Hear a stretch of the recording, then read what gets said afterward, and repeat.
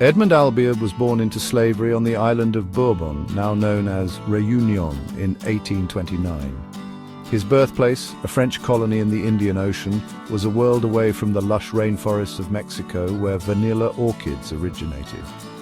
Little did anyone know that this young boy, forced to labor under the harsh conditions of slavery, would hold the key to unlocking vanilla's global potential. Edmond's life was a stark contrast to the fragrant, delicate orchids he would one day master. His days were filled with toil on the plantation, his future seemingly predetermined by the brutal system that held him captive. Yet even amidst the hardships, Edmond possessed an innate curiosity about the natural world, a spark that would ignite a revolution in the world of vanilla.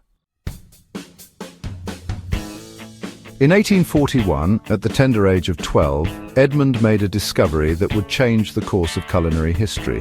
While working in the garden of his enslaver, Feriol Bellier Beaumont, Edmond successfully hand-pollinated a vanilla orchid. This breakthrough was a revelation, as previous attempts to cultivate vanilla outside of Mexico had been unsuccessful due to the absence of its natural pollinator, the Melipona bee. Edmond's technique, remarkably simple yet effective, involved lifting the rostellum, a flap that separates the male and female parts of the vanilla flower, and pressing the pollen onto the stigma. This ingenious method, learned perhaps through careful observation and a natural intuition for the plant's needs, unlocked the secret to vanilla's propagation and paved the way for its global cultivation. Edmond's discovery had a seismic impact on the vanilla industry. Réunion, once a humble island colony, quickly became a leading producer of vanilla, its fragrant exports reaching all corners of the globe. The delicate spice, once a luxury reserved for the elite, became more widely accessible, adding its unique flavor to desserts, perfumes, and even medicines. By the close of the 19th century, Réunion was exporting hundreds of tons of vanilla each year, surpassing even Mexico in production. The global appetite for vanilla soared, fueled by Edmond's groundbreaking technique, which allowed for the cultivation of vanilla orchids in tropical regions far beyond their native land. Despite his pivotal role in transforming the vanilla industry, EdmondAlbius died a poor and largely forgotten man. His status as an enslaved person, even after emancipation in 1848, meant that his contribution was often downplayed or attributed to others. The scientific community, steeped in colonial prejudices, was slow to acknowledge the ingenuity of a young man born into slavery.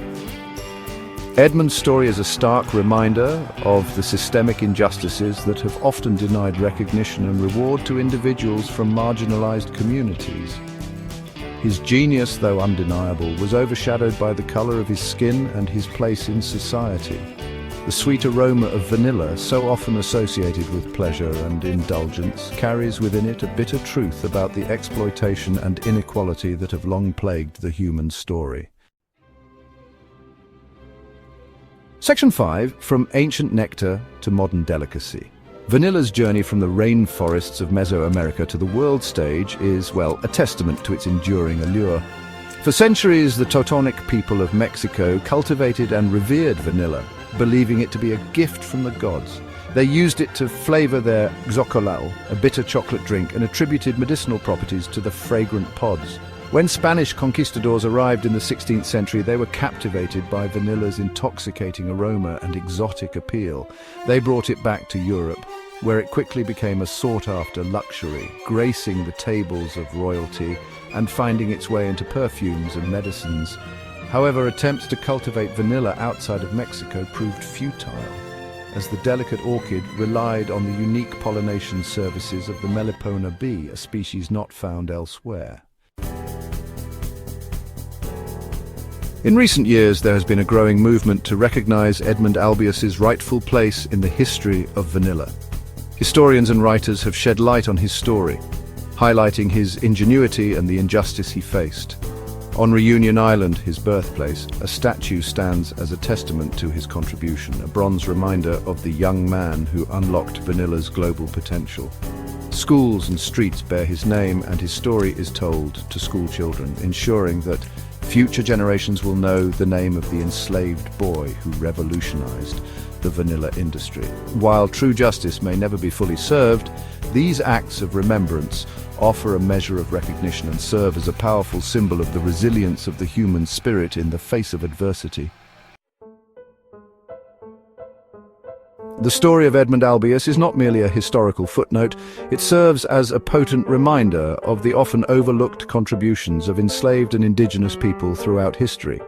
Their knowledge, innovations, and labor have shaped our world in countless ways, yet their stories have often been marginalized or erased altogether.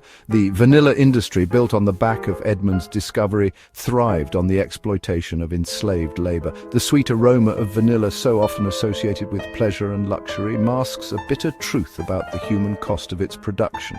It is a stark reminder that the pursuit of profit and progress has often come at the expense of justice and equality. EdmondAlbius's story is a call to action, urging us to delve deeper into the annals of history and unearth the hidden contributions of those who have been silenced and forgotten. It is a reminder that our understanding of the past is incomplete without acknowledging the voices and experiences of all those who shaped it. By shining a light on the stories of individuals like EdmondAlbius, we challenge dominant narratives and broaden our understanding of the past. We begin to see the interconnectedness of human experience and recognize the contributions of those who have been relegated to the margins of history. As we enjoy the sweet taste of vanilla, let us remember the young man whose ingenuity made it all possible.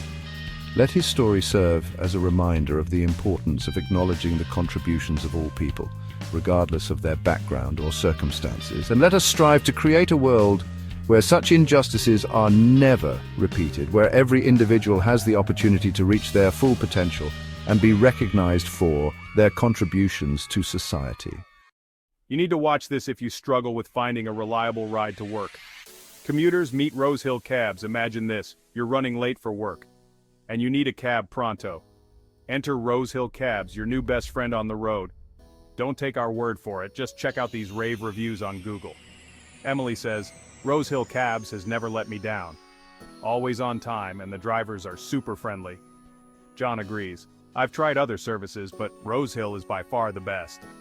Clean cars, reliable service, and affordable rates. What more could you ask for? And Sarah? She's thrilled with the app's seamless booking experience. With just a few taps, my ride is confirmed. No stress, no hassle. So if you're tired of waiting for cabs that never show up, or dealing with grumpy drivers, give Rose Hill Cabs a try.